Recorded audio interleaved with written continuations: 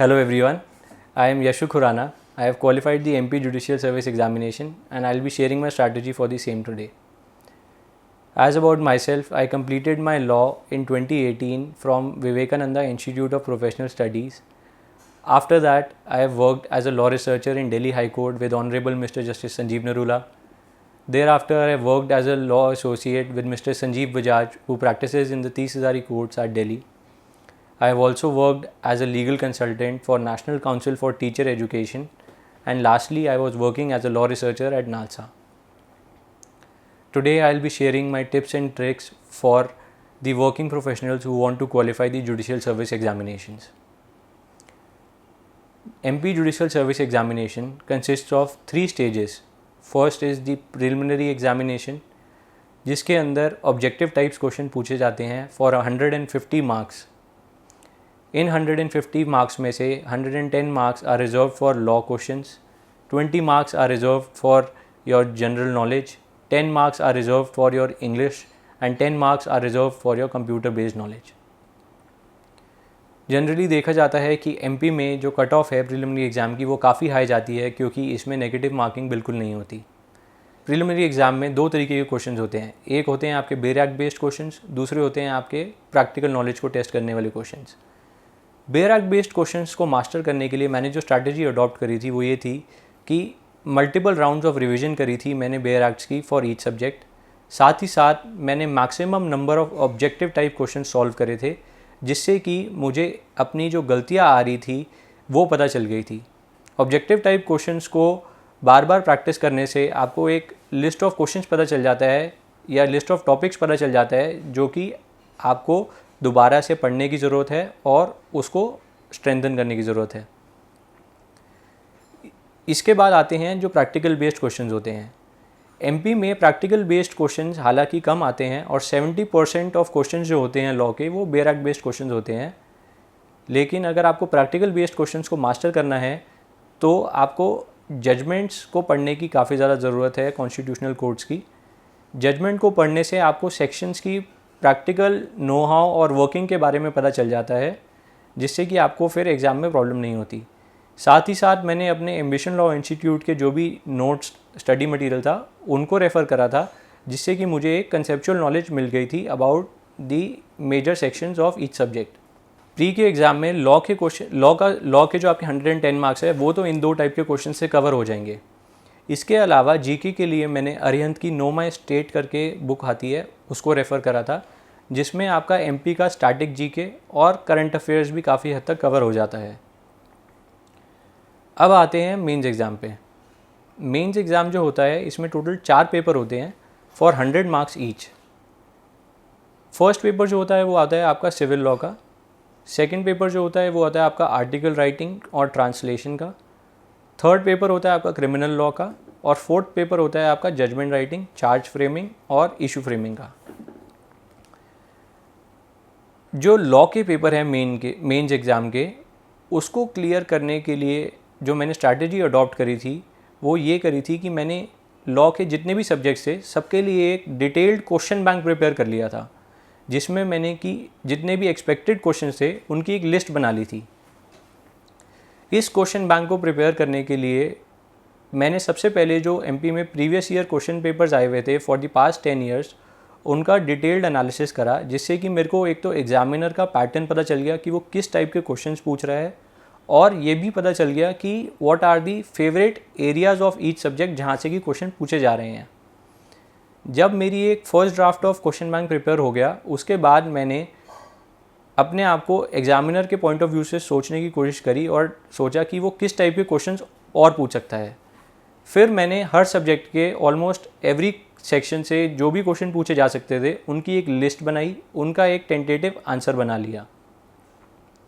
इसके बाद भी जो टॉपिक्स रह गए थे, जो कि सब्जेक्ट्स में ऑब्वियस सी बात है आपके कुछ ना कुछ रह जाएंगे, उनको कवर अप करने के लिए मैंने मॉक टेस्ट सीरीज़ की हेल्प ली, और उससे मेरे को एंसिलरी टॉपिक्स और जो भी ग्रे एरियाज़ हैं ऑफ द लॉ जो कि रह गए थे उनके बारे में भी पता चल गया.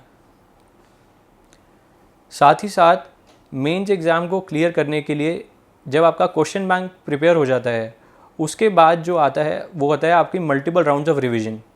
जब आप एक ही आंसर को आप बार बार पढ़ेंगे तो आपको एग्ज़ाम के टाइम पे उसको रिकॉल करने में भी काफ़ी ईजी होगा और आपको उसको लिखने में जो आपकी स्पीड आएगी वो भी काफ़ी ज़्यादा इम्प्रूव स्पीड आएगी, रादर दैन जब आप एग्ज़ाम में क्वेश्चन को देखने के बाद अपना आंसर बना के वहाँ पे लिखने की कोशिश करेंगे। तो ये तो हो गई मेंस के लॉ रिलेटेड एग्ज़ाम की।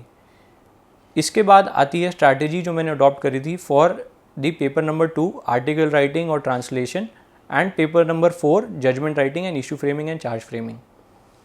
तो इन दोनों पेपर्स के लिए मैंने ट्रांसलेशन के लिए जो डिगलॉट बेरैक्ट आती है उनकी हेल्प ली। उससे मेरे को ये पता चला कि बेसिक कॉमन लीगल वर्ड्स जो हैं जो इंग्लिश में हम यूज़ करते हैं उनका हिंदी में क्या यूज़ है और उनकी हिंदी में कैसे एप्लीकेशन होगी। इसके अलावा जो जजमेंट राइटिंग का पेपर है उसके लिए मैंने रॉबिनजीत सर की एक बुक आती है उसकी हेल्प ली थी, जिससे कि मेरे को मल्टीपल जजमेंट्स लिखने की प्रैक्टिस हो गई और एग्ज़ाम के टाइम पे मेरे को जजमेंट लिखने में प्रॉब्लम नहीं आई। Now coming to the strategy for the interview. Interview is basically a test of your personality. इसको मास्टर करने के लिए आप दो चीज़ें कर सकते हैं, एक तो अपनी पर्सनैलिटी के बारे में ज़्यादा से ज़्यादा जान लीजिए और दूसरा आप फेलो कैंडिडेट जिनका इंटरव्यू आपसे पहले हो रहा है उनसे एक जिस्ट ले लीजिए कि इंटरव्यू पैनल किस तरीके के क्वेश्चंस पूछ रहा है। अगर आप ये दोनों चीज़ों को मास्टर कर लेते हैं तो मुझे नहीं लगता कि इंटरव्यू में आपको किसी भी चीज़ की प्रॉब्लम आएगी। ये थी मेरी strategy for the preliminary examination, mains examination and the interview round. इसके बाद आते हैं हम उन प्रॉब्लम्स पर जो कि एक कैंडिडेट फेस करता है while he is preparing for the examination. जैसा कि हम सभी जानते हैं कि जुडिशल सर्विस एग्जामिनेशन एक काफ़ी टाइम टेकिंग प्रोसेस है। इसकी नोटिफिकेशन से आने के बाद से लेकर फाइनल रिज़ल्ट आने तक ऑलमोस्ट 1.5 ईयर लग जाता है और इस पूरे ड्यूरेशन में कैंडिडेट जो है काफ़ी अप्स एंड डाउन्स को फेस करता है। इसी के साथ साथ मैंने ये भी रियलाइज़ करा कि जो ये जुडिशल सर्विस का एग्ज़ामिनेशन है, apart from testing your legal knowledge, ये आपके मेंटल एस्पेक्ट्स को भी चेक करता है, क्योंकि ये काफ़ी एक लॉन्ग ड्यूरेशन और टाइम टेकिंग प्रोसेस है। इसमें इसीलिए कैंडिडेट को काफ़ी अपने आप को मेंटली भी स्ट्रॉन्ग करना पड़ता है। कभी कभार ऐसा लगता है कि जब हमारी प्रिपरेशन काफ़ी स्ट्रॉन्ग हो चुकी है तो उस टाइम पे हमें अपने आप को ये रियलाइज़ कराना चाहिए कि अभी भी ऐसे कैंडिडेट्स हैं जो हमसे ज़्यादा हार्डवर्क कर रहे हैं और जिनका हार्डवर्क एग्ज़ाम के रिज़ल्ट में दिखेगा। दूसरी स्टेज ऐसी आती है जब हम काफ़ी लो फील कर रहे होते हैं और हमें लगता है कि हम ये एग्ज़ाम नहीं क्वालिफाई कर पाएंगे। तो उन स्टेजेस पे हमें अपने आप को ये याद दिलाना चाहिए कि हमने ये डिसीजन क्यों लिया था कि हम ये जुडिशल सर्विस का एग्ज़ाम क्लियर करेंगे। इससे हमें दोबारा से मोटिवेटेड होने का एक रीज़न मिल जाता है और we can get back to our studies.